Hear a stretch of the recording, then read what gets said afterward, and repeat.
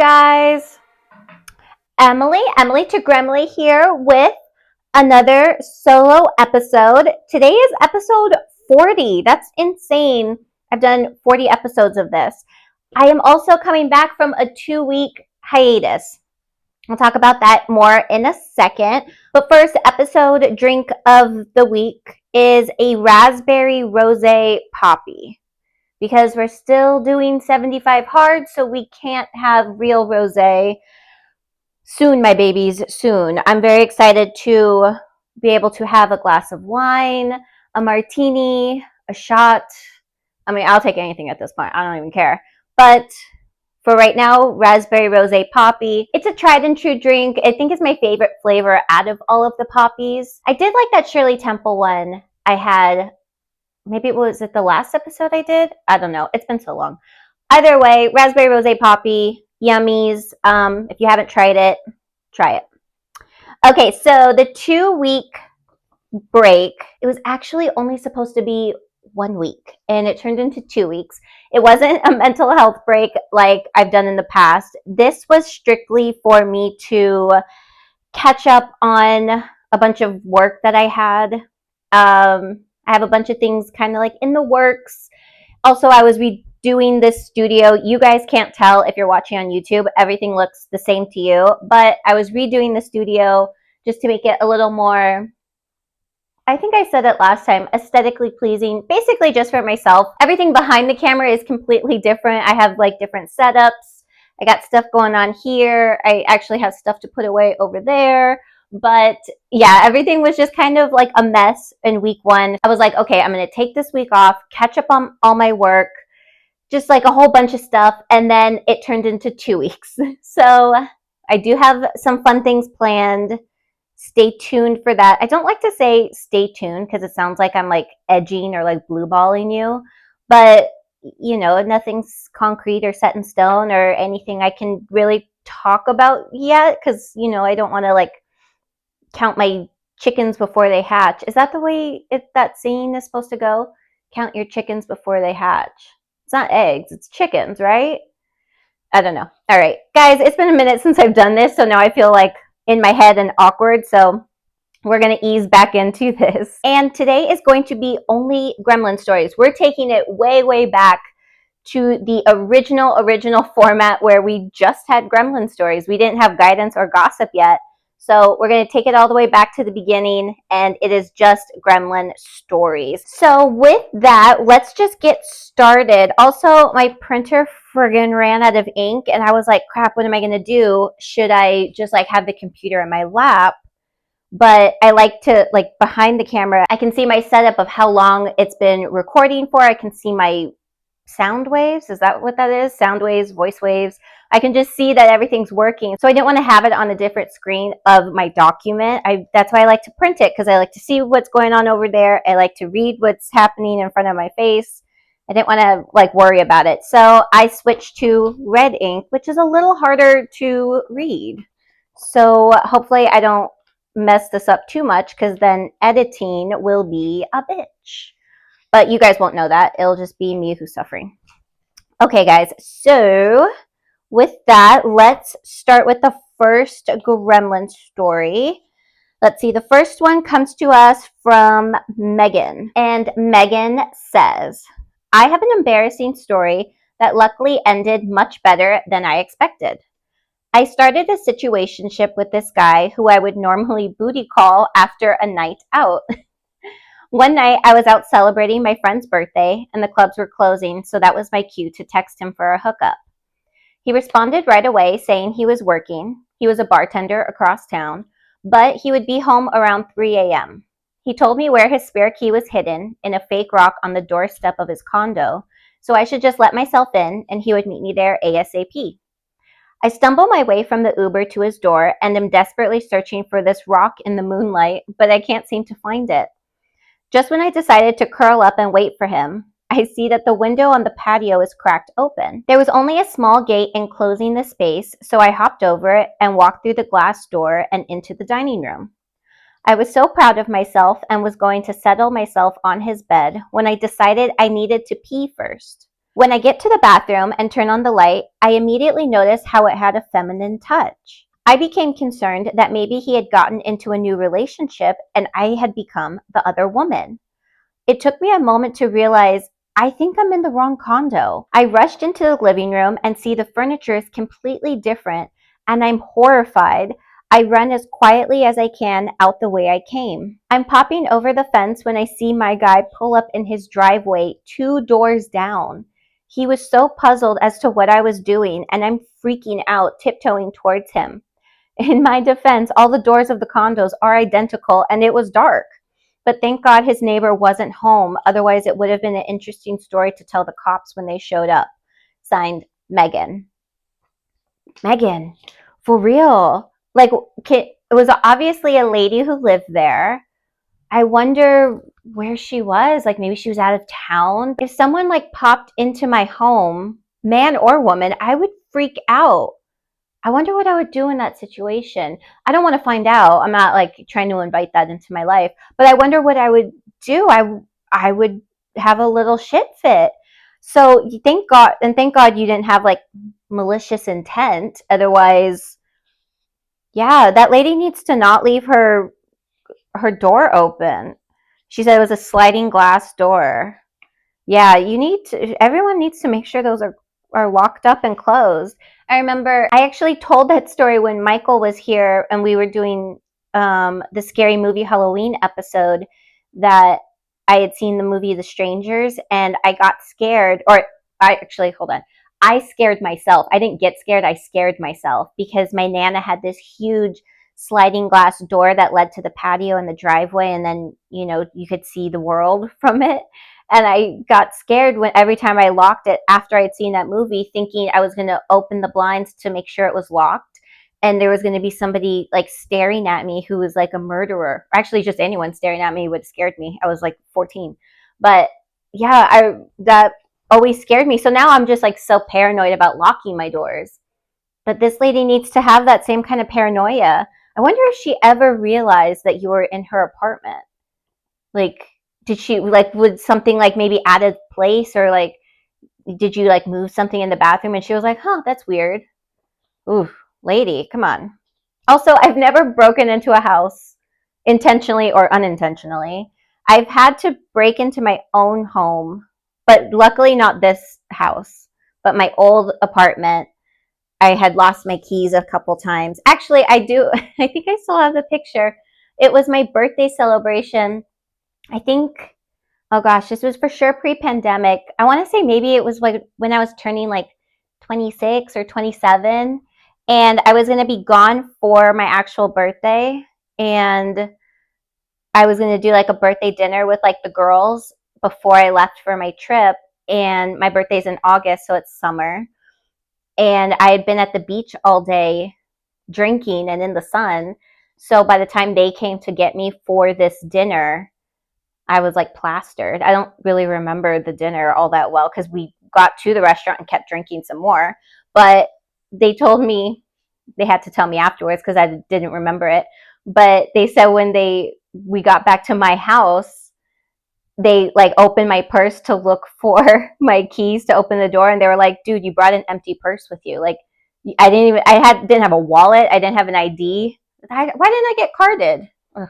Anyway, but yeah, I didn't have a wallet, didn't have an ID, didn't have keys. I literally just took an empty purse. And it was Lynn, who has been on this podcast as well, who they popped open the window and hoisted her through, and someone took a picture. I'm not sure which one took a picture, which friend, but took a picture of her like climbing through my window. That was pretty funny. So I've done that, and I've had to break into my own apartment back then because I had like lost my keys at one point. But I've never broken into someone else's home. I would be afraid to. I mean, you should be afraid to do that. What am I talking about? All right, I'm struggling, guys. All right, the next Gremlin story is from Maya. And Maya says, not my Gremlin story. I was just a lucky witness to the debauchery. I matched with this cute guy on Hinge, and after going back and forth for about a week, we decided to meet up for dinner and drinks. We texted the afternoon leading up to the dinner, and everything seemed great. sans the fact he had had a long day and was looking forward to having a drink with me. So I arrive at the restaurant about 5 minutes before our set time and see he's sitting at the bar waiting for me. As soon as I get face to face with him, I can tell he's absolutely hammered. He settles his almost $100 bar tab, and I ask him how long he's been there. He said he arrived about an hour earlier for a drink to loosen up after his day. I should have left right then and there, but I was all dressed up and I wanted a free meal, so I said, fuck it, let's just do it for the plot. We sat down at our table and this man orders another drink. I was shocked, but ordered one for myself and just buckled in for a wild ride. I quickly ordered my appetizer and entree while he's slurring on about himself while occasionally paying me a compliment. The food arrives and it was delicious, so I just kept on eating. Finally, curiosity got the best of me, and after my second drink and finishing half of my entree, I decided to ask him why his day was so stressful. Ay. Then this man goes on a tirade about how planning anything with a woman is just impossible, and his money is just being spent like water. I pushed for more details, and he was complaining about his fiance spending too much money on their upcoming wedding. Huh? I ask, you're engaged? He quickly realizes he slipped up and starts to backpedal, but I had heard enough. I down my drink, tell him he's a drunken fool, leave, and block his number. What a damn pig. Signed, Maya. All right. See, I feel like this isn't that uncommon of a scenario either. Like, how many guys are out there on dating apps who are either married, engaged, in a relationship? It's like, come on, like, get your shit together, dude. And then the reason why he's so upset and he's had a hard day because he's not enjoying the wedding planning process. Sir, just don't get married. Like, break off the engagement. It's not that hard. Oh my god, it's not that hard. I've done it before, okay, guys? So this reminded me of this kind of a similar scenario where I had just recently started dating my boyfriend, and it was like before like I had like posted any pictures of him on like social media. Like it was still like fairly new.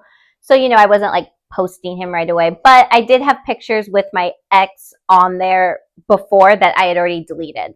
So I had gotten a message from this guy who I had known for many years, but hadn't seen in like, I don't even know. He messaged me on Instagram because we didn't have each other's phone number. He messaged me on Instagram and says, like, I opened it and it was this long, like essay almost.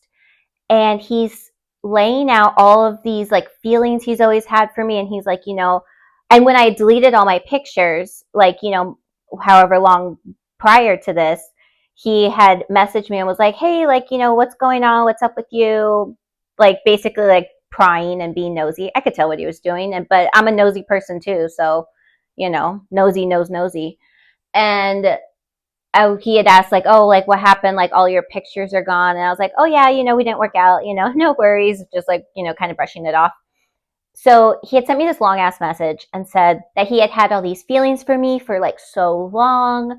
And now that, I've always been in a relationship. So now that I'm not, he's hoping that he can get his chance with me. And like, it was like a very nice message. But number one, I was already dating my boyfriend. And number two, I didn't feel that way about him. So I was very kind with my words and basically just told him like, I'm sorry, but I'm seeing someone right now. And basically like if I wasn't, it still wouldn't happen. Like I don't feel that way. I like him as a friend, basically. That's the gist of it. But in reality, like now that I'm talking about it and thinking about it, like, yeah, I like him as a friend, but like I hadn't seen this dude in person in years. We didn't talk on a regular basis. Like it was very like much like a parasocial relationship at that point almost. Like he just would comment on like my Instagram posts. So anyway, I sent him a message saying, sorry, basically. And he responded like, okay, like, no worries. I just had to put myself out there. Just, I would always regret it if I didn't. And that was that. And then about a week later, it wasn't longer than a week, about a week. We'll just I'll say it was a full week, just for story purposes. I need to preface this by saying he never posted anything on his Instagram. Like he was one of those people that had like, I don't know, 10 pictures like on his whole profile. So him not posting things wasn't like shocking or anything. But I was scrolling on Instagram and I see that he had posted something and it looked like he was part of a bridal party. And I was like, oh, that's cool. Wonder who got married. I keep scrolling some more and another picture pops up. And this guy never posts anything. So finally I just like clicked on the profile. It was his fucking wedding. And I was like, whoa, hold on. And I'm looking at it and I'm like, then I start being a stalker creep. So I'm looking at his profile and he had posted like 20 pictures because I think this was before in like you could post like multiple pictures like in one place. But it was just picture after picture after picture of him and his new bride. And I'm looking at this wedding and I'm like, this wasn't an elopement. It wasn't a spur of the moment wedding. It's not like he just met her and they went to Vegas. He had been in a committed long-term relationship with this person who planned a beautiful wedding. The wedding was gorgeous, top notch to her. She did great. But I was like, what the hell would have happened if I would have reciprocated his feelings? Like if I would have said, if I wasn't with my boyfriend, if I was actually single and I felt a certain type of way about him, if I was like, oh my God, really? Like, okay, yeah, let's go on a date. What would have happened? Would he have made me the other woman? Would he have left his fiance a week before their wedding? I was baffled. And I'm one of those people who, if you ever get like a wordy text from me, like where I like want to kind of like get my point across and I'm like kind of being like curt or mean or just like, if I'm having an issue with you and you get a very lengthy text message from me, just know I spent some time on it and I wrote it in my notes. I had it drafted and I went through multiple edits of it. That's just, it's the Virgo Mars in me. It's how I fight. I started drafting a message to this guy to be like, dude, what the fuck? Like, what the hell, man? And then the more I thought about it, luckily, this is how it helps me in the long run. Normally, if I was impulsive, I would just send it out. But I like to write out everything I have to say and make it as mean as possible. And then I go back and I edit my words. And then sometimes I don't send it at all. This was one of those times I didn't send it at all. And I'm really glad I didn't because I didn't want him to realize that he like bothered me. It wasn't that I was like bothered, like, oh my God, he's with somebody else. It was like, wait, hold on. Like you've been engaged this whole time and like you're gonna message me it was just, I don't know, I'm like, was he trying to have like his rom-com moment where it's like he's like the good guy or something and then he like runs off like it's like runaway bride or some shit, but really it's runaway groom? I don't know what the hell he was thinking. I ended up unfriending him because I was like, ew, you're a pig. And then I thought about contacting his wife, really his wife. And like I was gonna send her the screenshots of it, but I didn't know her. I don't know who she is. I only knew her name because he tagged her in all the photos. And then from there, I really stalked. I went on her profile and saw like that she had all these pictures and they had been together for like several years. It was just wild. Like, dude, get your shit together. It was weird. And I thought about messaging her with the screenshots, but I didn't know her. I didn't want her to think I was like some weirdo girl who's trying to like break up her relationship because I wanted her man, because I didn't want her man at all, especially after that. I didn't want him in the first place, but it was just insane. But now that I'm looking back on it, I'm wondering, should I have ever told her? Like, was I not being like a girl's girl because I didn't tell her? I don't know. I guess you guys can message me and let me know if you think I should have told the wife, because I never did. And I'm not going to now. But yeah, I guess you can write in and let me know if you would have done what I did or if you would have contacted the wife. That was a wild story. That was kind of a tangent too, but I had a lot to say. All right, the next story is going to be from Becca. Okay, so she starts this off by talking about, she references an episode from The Office and the episode title is Dinner Party. And I feel like most people have seen The Office. If you haven't, like, you really need to because it's such a great show. It's like my comfort show. But I feel like I need to preface this by saying what happened in that episode and then read her story so you can see how it is somewhat similar. In that episode, the boss, Michael Scott, is trying so hard to get this couple to come to his condo and have a dinner party with him and his girlfriend, but they don't want to, the couple doesn't want to go. Jim and Pam don't want to go because they can't stand his girlfriend. Sometimes they can't stand Michael, and they just know it's going to be a terrible evening. Eventually, he tricks them into coming to the house. It's a whole series of events, and it's exactly what they thought it was going to be. It was a terrible night. It was awkward. It was volatile.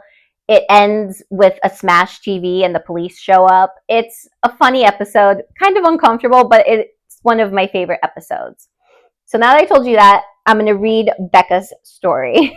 So Becca says, I know you're a fan of The Office, as am I, and I experienced an Office-esque moment in my life. It really felt like I was living in a scene of a movie, and to this day, it's the weirdest moment I have ever witnessed or been a part of. My husband and I had just bought our house and informed the landlord of the duplex we were renting that we would be moving out in 60 days. She was a sweet woman, around 50 years old, who lived in the front unit, and my husband and I rented the back. As a congratulations and a farewell, she insisted on throwing a mini dinner party a couple of weeks before we moved. The night of the party arrives, and we hadn't seen her gardening all day, but assumed she was just getting ready to host.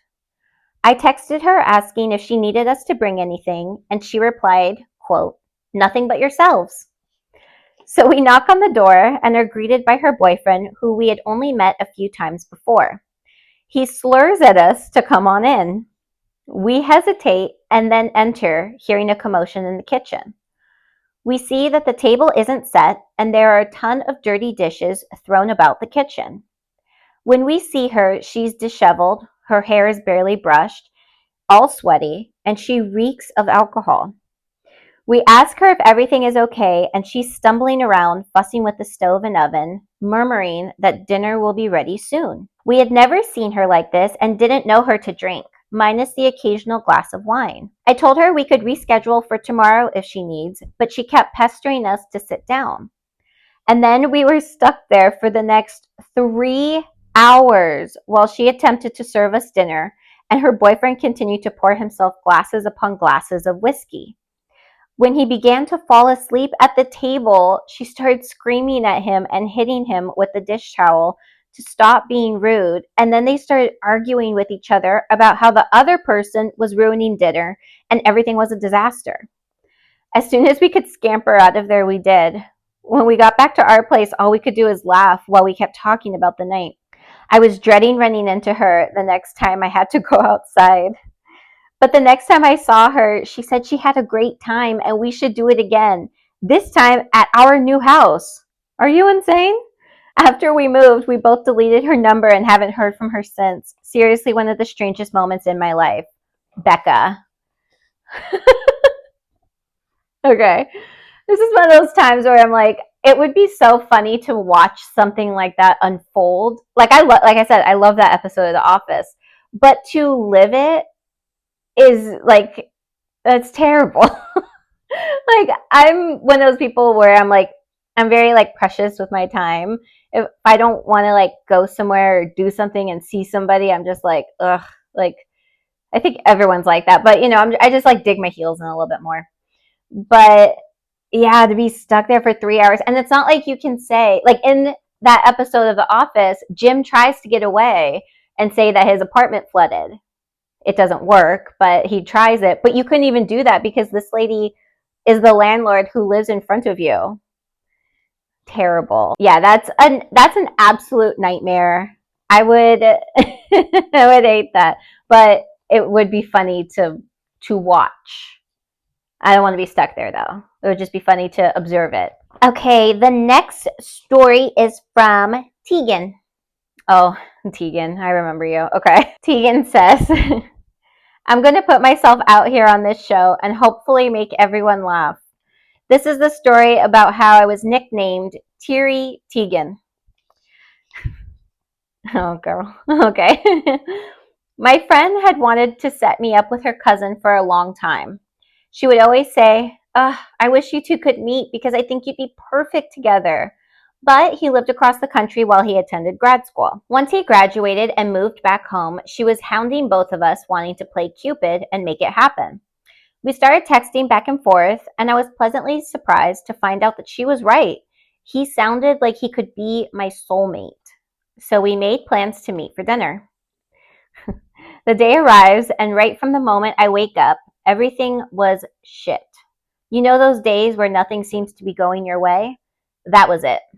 When I got out of bed, I stubbed my toe. I broke my favorite mug when I went to pour myself coffee. I spilled some food on my shirt while I was eating lunch. Just a bunch of little things that set me off all day. But I was looking forward to the date that night and just kept pushing through. On my way to the date, my car starts beeping that I'm about to run out of gas. I panic thinking about how I'm going to be stalled out on a busy road, but make it just in time to a gas station. But now I'm late for the date. When I finally arrive, I'm flustered and probably not in the best headspace to put my best foot forward. But I see him, he's cute and very understanding about my tardiness. We get to the table and I order a glass of wine to calm down. About halfway through the date, we started talking about pets. I'm sorry, I don't mean to laugh. I just know what's coming, and I'm so sorry, Tegan. Okay. Um, Wait, where was I? Okay. I tell him about my dog, a 12-year-old golden retriever who is just the cutest in the whole world. He then shows me a picture of his black lab, and she is adorable. I tell him we should get them together for a play date, and he says, oh no, she actually passed about 6 months ago.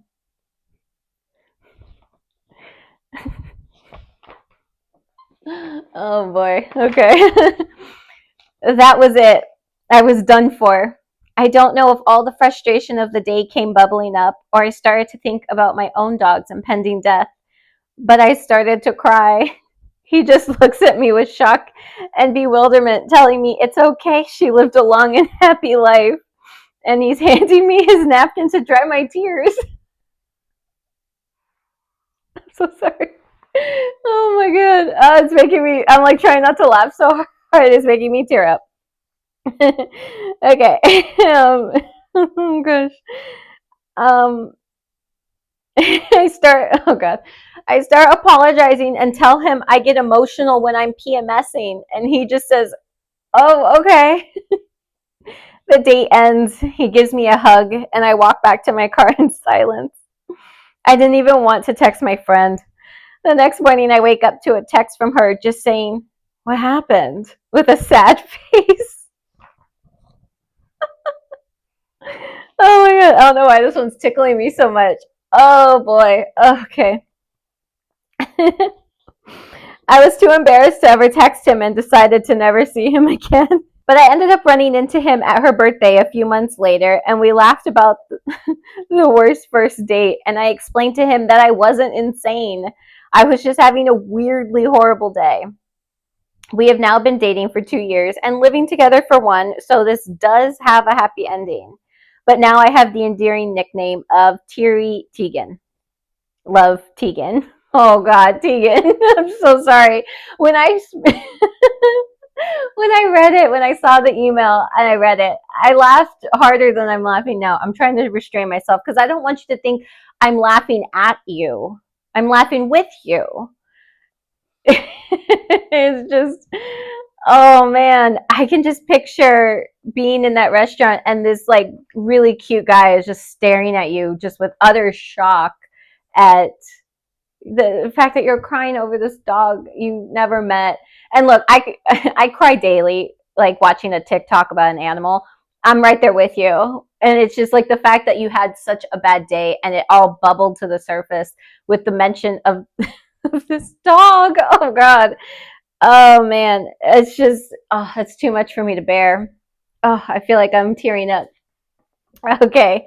Okay. But you know, it, it had a happy ending. Terry Teagan, you've been dating him for 2 years and living together for one. So it all worked out. And good for your friend for knowing that you and her cousin were meant to be. I think that's cute. You know, I don't set people up on dates. I tried one time, and let me tell you, it went about as shitty as you can imagine. I had posted a picture of myself and a friend on, I don't know if it was on my Instagram story or Instagram post. Apparently everything's about Instagram today. But I had gotten a message from a friend who I knew back in high school and hadn't seen since, like, I don't know, 2012, 2013 maybe. I'm not sure how long. But anyway, it had been years since I had seen the guy, talked to the guy, and him and I never dated. It was just like he was like in our friend group, and he said that he thought my friend was really cute. And I was like, oh, well, she's single, like, you know. And I talked him up to her and was like, hey, this guy thinks you're really cute. And I showed her the messages between him and I was like building her up. And she's like, oh, cool. And then I showed her his profile and she's like, oh, he's cute. I was like, he's cute, he's sweet, he's nice, you know, like I think it'll be great. I think you guys should go out. Like, that would be fun. And so they didn't exchange numbers, I don't think. It was just like they were talking over Instagram. So like they friended each other. And about like a week later, she sees me and she's like, what the fuck is wrong with you? And I was like, what? Like, what did I do? And she was like, that guy that you told me was like so sweet and nice and cute, he's a dick. I was like, wait, what are you talking about? She showed me the messages. I don't know what happened to him between high school and then, but he became a douchebag. He was acting like he was like this like playboy player, and that it was gross. I was reading the messages. I was like, he did not act like that back when I knew him. So I don't know. Some girl must have like broke his heart in between high school and then, and jaded him for life, and he became a d-bag. And I was mortified. I was like, I'm sorry, like I don't know what's wrong with him. I don't know why he's acting like that. I don't know why he said that. I'm trying to remember the things he said, but it was just like typical like LA douchebag vibes. And I was just shocked that he acted like that. So I was just like, you know what? I'm never going to set anyone up with anyone ever again, because I don't want to be held responsible if the guy ends up being an ass. I was so disappointed. All right, guys. And the final Gremlin story. This one is anonymous. Anonymous says, I have the worst first date story. I don't know. Tegan might beat you, but let's find out. I have the worst first date story. Like, so bad, I became a ghost. I matched with a guy on Bumble who was just my type. Tall, handsome, tattooed, and into music.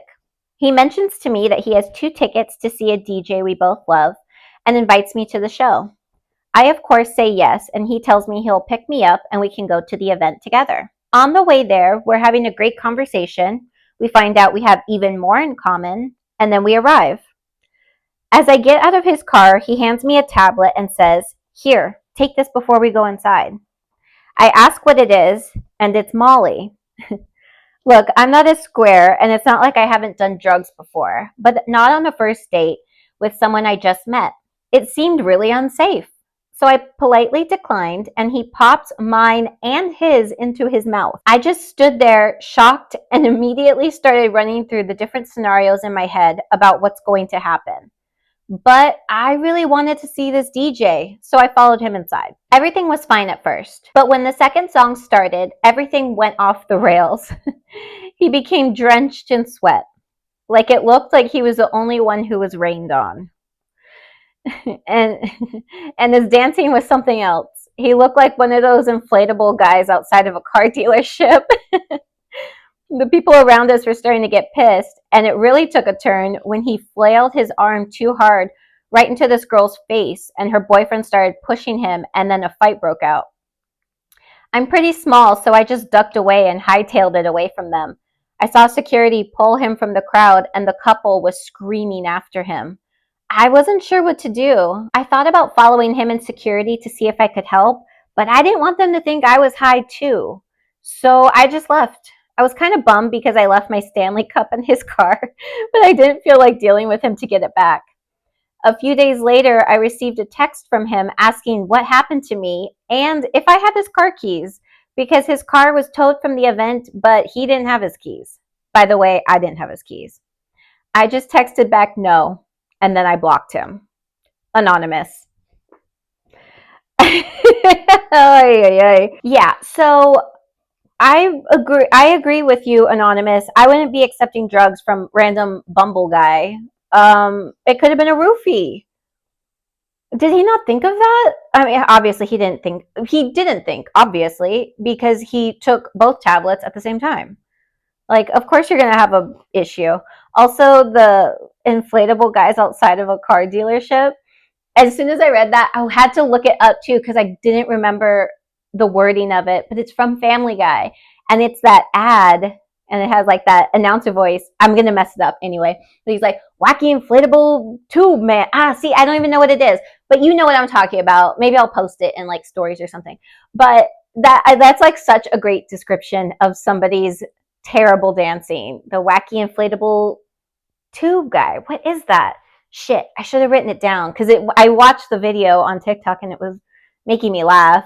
Everything made me laugh like really hard apparently for this whole episode. It was cracking me up.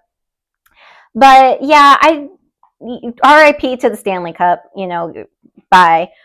And he must have dropped his keys in the scuffle. Also, now that I'm like talking this out, he took the 2 doses of the drugs and then was going to drive you home. Like, let's say a fight didn't break out and you guys just enjoyed the concert together. He still would have been high off his ass. Like, how would he have driven? You would have had to drive. Unless he's one of those people that doesn't allow others to drive his car. What a fucking disaster of a date. Also, within this episode alone, we had 3 different stories that, 3 stories that were like terrible first dates. I think that should be an upcoming episode, is like worst first dates. So I'll just put it out now as a call to action. It hasn't been suggested, but fuck it, let's just do it. If you have a story about your worst first date or just worst date, it doesn't have to be the first one. You could have known the guy for a minute or the girl for a minute and it fell to shit. Submit those stories. emily@gmail.com. Yeah, I think that would be a fun episode. I'm trying to think what I could tell, like what story I could tell from my own life. There's one that's popping up off the top of my head, but it's like, it wasn't that bad. It wasn't this. It wasn't, he had a fiance or he took drugs or there were tears involved. So mine's going to be, I think, pretty mellow unless like I reach into the deep recesses of my brain and pick something out. Maybe I've like tried to like forget about, who knows. But yeah, if you have your own worst first date stories, let's send those in and we can make that an episode. And that's the end of this episode. If you want to follow myself and the podcast, you may do so on Instagram and TikTok at Emily to Gremily Pod on both. You can also watch this episode and almost all the past episodes on YouTube at Emily to Gremily Pod on YouTube.